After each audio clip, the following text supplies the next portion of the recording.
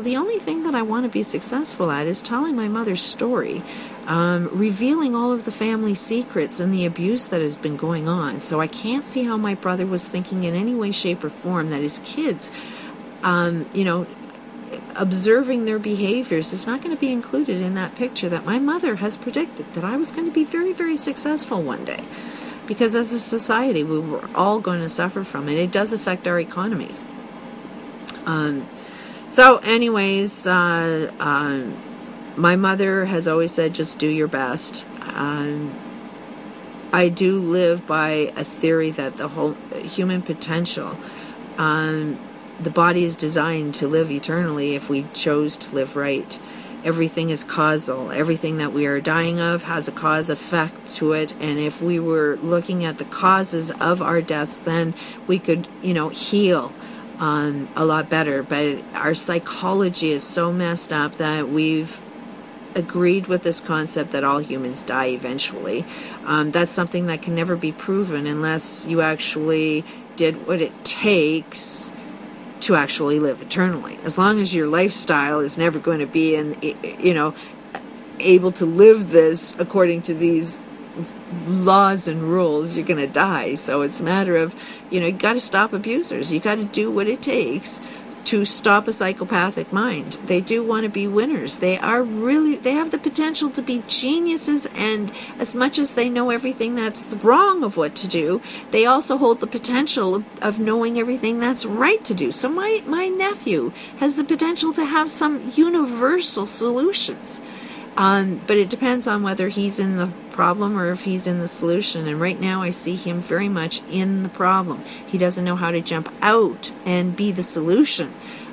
So he has the potential to be, a really great employee of our future. The mind of this child is genius, but genius or insane. As long as he has living relatives pointing a finger saying he's still repeating the same family abusive patterns, then I wouldn't trust him with my mother. As long as somebody has a resume that's saying, I wouldn't trust this kid with my mother, none of his ideas are going to be good. He's on the negative path that would create nothing but negativity. And I challenge anybody in the psychiatric world, of whether we should be employing people or giving people power positions. Let's really look at the definition of a psychopath, and that part of our medical community and our psychological, the whole medical profession, as long as they're killing people with drugs, they're kind of psychopathic themselves. So they can't really diagnose a psychopath because they are one.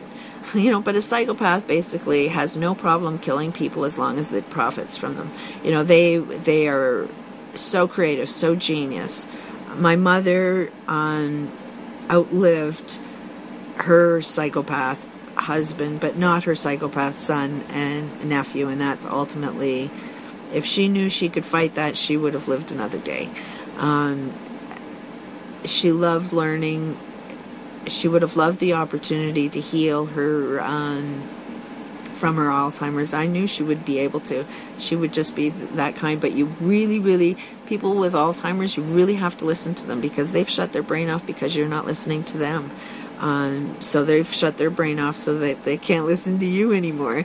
They will do really better when you get on their page. And sometimes their page is a little wacky. My mother's page was pretty wacky. It took a completely different mind to be able to understand what would make her happy. And me and her were always on the same page. And trust me, she was one that would prefer to laugh and see the brighter side of everything. So I know on her death, I'm going to look at the brighter side of life. My family, my children, which I have 4, which is another driving force behind what I want to be successful at, because they're family patterns that are repeating. I have a vested interest to make sure my kids aren't going to repeat the same patterns that I see are completely obvious. So through my mother's death, my own children, the compassion that they are showing, and the closeness that we're developing, that is at the hands of my mother. I know that she inspired everybody to think of the positive side of life. So I'm going to think of this as a positive side, that yes, my brother has and his family have a lesson that they should have learned on their own. Stop the friggin' drinking, stop the friggin' abuse. But they didn't want to learn it, they didn't want to stop it. And that's something that my mother definitely wanted. My mother lived her life trying to make our family fair, make our family get along. And my brother refused to even sit at a peace table. If he was at a table, he would tear you apart. So imagine what he was like behind his closed doors. His kids, I know that they can't really speak out either. So it is a matter of, do we as a society help my niece and nephew not be a psychopath? Because they don't know how to pull themselves out. They're too much in it. They're too much into knowing that without a doubt everything that's wrong is actually right. They have been trained like a dog. My brother would snap his fingers, his kids would come running. Discipline. These kids were so well behaved. That perfect family image, there was a lot of discipline going on behind closed doors to make those kids look so perfect. So I don't know what kind of life they've actually lived. And I don't think so much as that we need to hate them, but love them enough to take them out of that. And then I think with enough love towards my niece and nephew,